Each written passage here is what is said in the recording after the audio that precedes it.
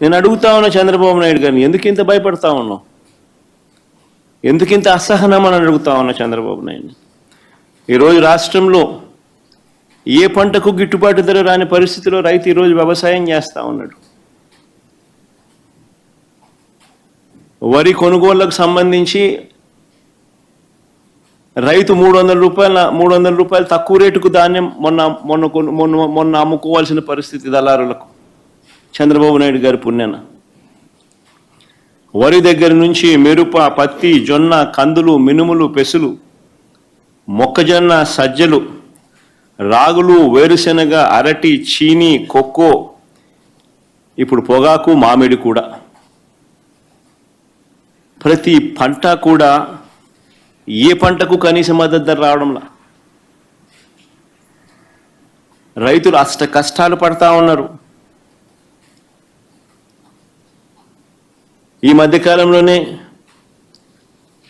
పల్నాడు జిల్లాలో 2 ఆత్మహత్యలు పొగాకు రైతులకు సంబంధించి పల్నాడు కొండేపిలో జరిగితే 2 రోజుల కిందట పల్నాడులో కూడా చిలకలూరుపేట నియోజకవర్గంలో,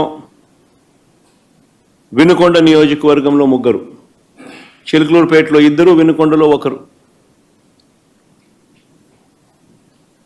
మరో 3 ఆత్మహత్యలు చేసుకున్న పరిస్థితులు.